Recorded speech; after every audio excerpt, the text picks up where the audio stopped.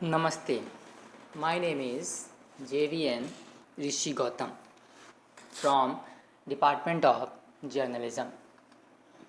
Today's topic is basic elements of communication. Simply, we can define communication as sharing of ideas or feelings with others. Communication takes place when one person transmits information and understanding to another person. There is a communication when you respond or listen to someone. Movements of lips, the wave of hands, or the wink of an eye may convey more meaning than even written or spoken words. The basic elements of communication process include communicator, communicatee, message, channel, and feedback. Communicator is the sender, speaker, issuer, or writer who intends to express or send out a message. Communicatee is the receiver of the message for whom the communication is meant. The communicatee receives the information, order, or message. Message, which is also known as the subject matter of this process, that is, content of the letter, speech, order, information, idea, or suggestion. Communication channel or the media through which the sender passes the information and understanding to the receiver. It acts as a connection between the communicator and the communicatee, that is, the level of communication or relationships that exist between different individuals or departments of an organization. Message, which is also known as the subject matter of this process, that is, content of the letter, speech, order, information, idea, or suggestion. Communication channel or the media through which the sender passes the information and understanding to the receiver.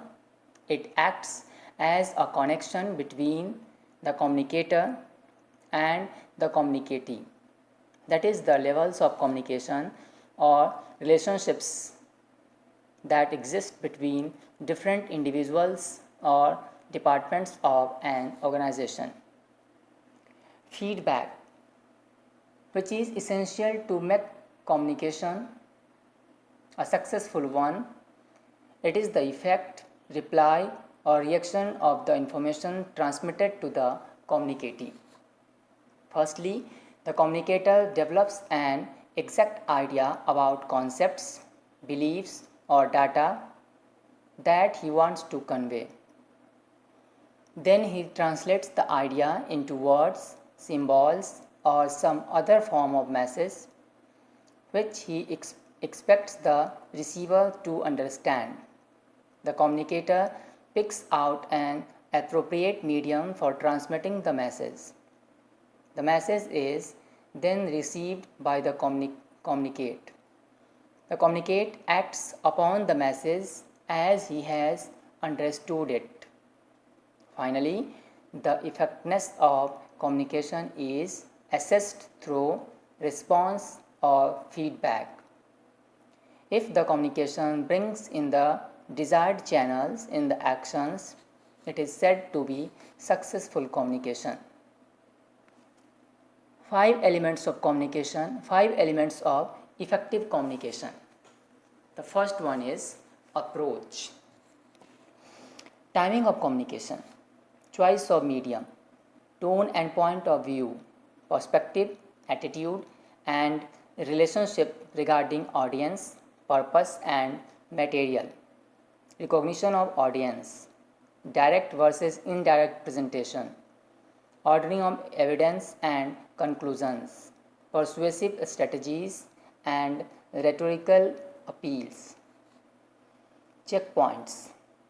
Timing and choice of medium are appropriate to the purpose, audience, and material.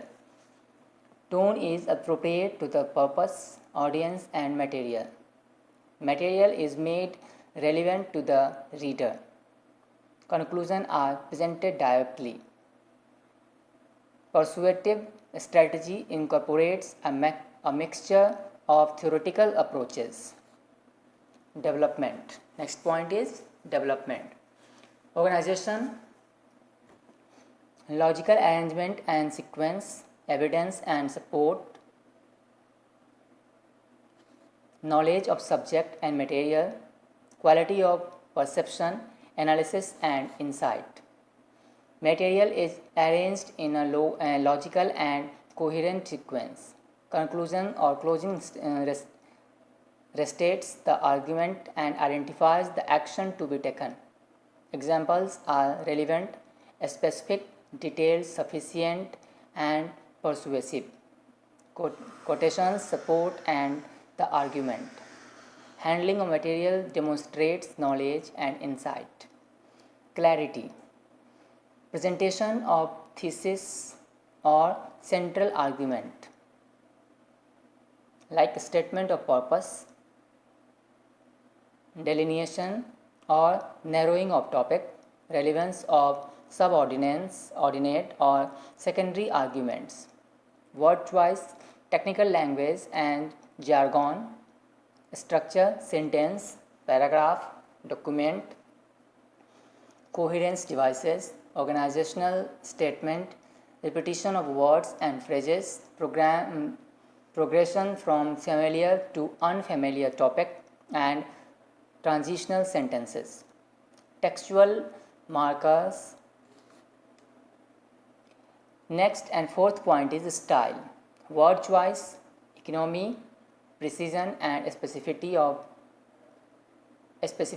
language and detail, abstract versus concrete language, action, verbs versus linking or weak verbs with nominalizations, figure of speech, schemes and tropes, sentence variety. Next is correctness, rules and conventions of spellings, grammar, punctuation, uses and idiom, style, appropriateness of word choice and level of formality to audience, purpose and material, social and cultural appropriateness, accuracy in proofreading. Thank you.